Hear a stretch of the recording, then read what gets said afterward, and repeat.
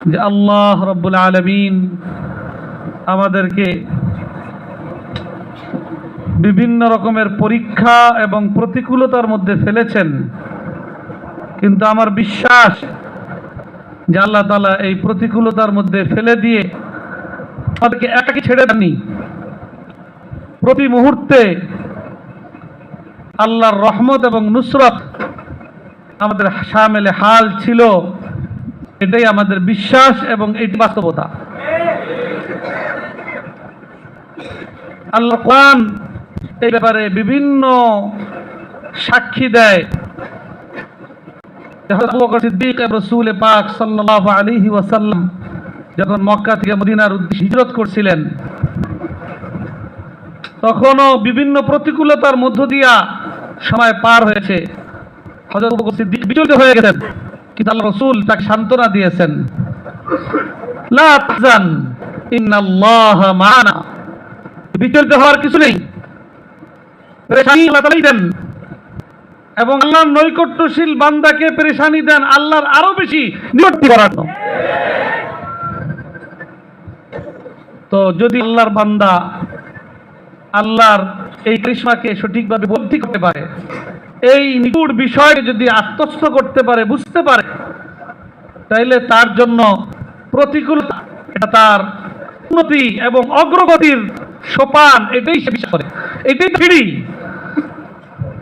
আল্লাহ রাব্বুল আলামিন আমাদেরকে যে সকল প্রতিকূলতার মধ্যে ফেলেছিলেন, তার মধ্যে সবচেয়ে বড় ছিল যে আমরা যারা একসাথে তালিম, বিয়া, তাজকিয়া, আন্দোলন, সংগ্রাম সবগুলা একসাথে করছিলাম, নানা রকমের প্রতিকূলতার মধ্যেও পারস্পরিক পরামর্শের মাধ্যমে আমরা আমাদের কার্যক্রমকে এগিয়ে নেওয়ার জন্য সচেষ্ট ছিলাম।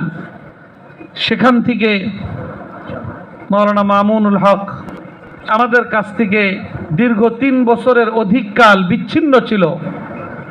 স্বাভাবিক, আমাদের জন্য সবচেয়ে বেশি সমস্যার বিষয় ছিল এটা, আমাদের অনুপস্থিতি বড় বিষয় ছিল না, তার উদ্যোগ আমাদের জন্য দুশ্চিন্তার বিষয় ছিল না। আমাদের বিষয় ছিল আমরা আমাদের কার্যক্রম এগিয়ে নেওয়ার ক্ষেত্রে আমরা যে কয়জন পরামর্শের মাধ্যমে একটা সঠিক সিদ্ধান্তে উপনীত হওয়ার আমরা আসছিলাম, সেখান থেকে একজন মানুষের অনুপস্থিতি আমাদের সেটা ছিল সবচেয়ে দুশ্চিন্তা এবং সবচেয়ে চিন্তা ফিক্রের বিষয়। আলহামদুলিল্লাহ, আমি পরীক্ষায় ফেলেছি, আগেই বলেছি, একা ছেড়াননি। বাহ্যিকভাবে হয়তো বা আমার সেই পর্ষের একজন গুরুত্বপূর্ণ ব্যক্তি আছি, কিন্তু আল্লাহর রহমত নুসরত যেহেতু আমাদের সামনে হাল ছিল, এই জন্য আমি মনে করি যে আমাদের সেই শূন্যতাও আল্লাহ তাআলা কুদরতিভাবে পূরণের ব্যবস্থা করেছেন।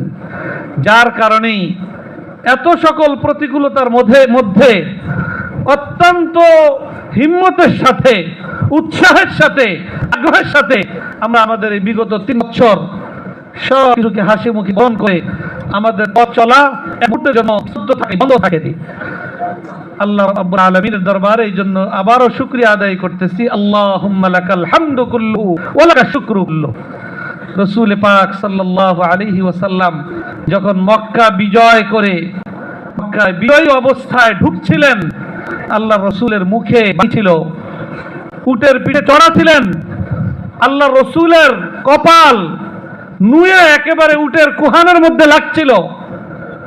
স্বাভাবিকভাবে দুনিয়াদাররা এই রকমের বিজয়ের পরিবেশে, বিজয়ের পরিস্থিতিতে তাদের মাথা উঁচু থাকে, আর আল্লাহ ওয়ালাদের কিয়ামত পর্যন্তের জন্য আল্লাহ রাসূল নমুনা পেশ করে গেছেন।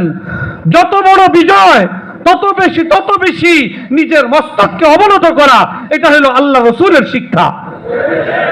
এবং যত বড়ই বিজয় হোক না কেন, সেটার সামান্যতম কৃতিত্ব নিজের নয়, সবটাই আল্লাহর। এটাই হলো রাসূল পাক সাল্লাল্লাহু আলাইহি ওয়াসাল্লামের শিক্ষা। হালাত ছিল নতশির, আর জবানে ছিল লা ইলাহা ইল্লাল্লাহু ওয়াহদাহু আনজাযা ওয়াদাহু ওয়া হাযামাল আহযাবা ওয়া নাসারা আবদাহু ওয়া হাযামাল আহযাবা ওয়াহদাহু। আনজাযা ওয়াদাহু ওয়া নাসারা আবদাহু ওয়া হাযামাল আহযাবা ওয়াহদাহু। আমাদেরকে প্রতিটা সফলতার ক্ষেত্রে আল্লাহ রাসূলের বাস্তব এই শিক্ষাকে আমাদের দিলের মধ্যে ধারণ করতে হবে। শুধু দিলের মধ্যে থাকলে হবে না, আমাদের প্রতিটা কার্যক্রমের মধ্য দিয়া, আমাদের বক্তব্যের মধ্য দিয়া, আমাদের চিন্তা চেতনা প্রকাশ করার মধ্য দিয়া আল্লাহ রসুলের এই সবক উম্মতের সামনে আবার আমাদেরকেই দোহরাইতে হবে। এই জন্য আমি আজকের এই আনন্দের দিনে ভবন ফিরে পাওয়া থেকে আরো বড় আনন্দের বিষয় এটা, এই আনন্দের দিনে আমিও আল্লাহ রসুলের সেই সবককে দোহরানো হিসাবে আমিও এটাই বলতেছি, আমাদের ওই প্রতিকূলতার মধ্যে মাদ্রাসাকে প্রতিষ্ঠিত করে পরিচালিত করতে থাকতে পারা এবং তারই ধারাবাহিকতায় আস্তে আস্তে একের পর এক সকল প্রতিকূলতাগুলোকে একে একে দূর করে দেওয়া এবং তারই একটা পর্যায়ে আমরা আজকে মৌলানা মামুনুল হককে আমাদের মাঝে আবার ফিরে পাওয়া, এই সবটার জন্যই আমি আল্লাহর কাছে এই কথাই স্বীকার করছি, এটাই ব্যক্ত করতেছি যে লা ইলাহা ইল্লাল্লাহু ওয়াহদাহু, যা কিছু করেছেন সেই এক আল্লাহই করেছেন। নাসারা আবদাহু, আমরা যা কিছু করেছি আমাদের কোনো শক্তি নাই, আমাদের কোনো কৃতিত্ব নাই, আল্লাহর নুসরতেই হয়েছে।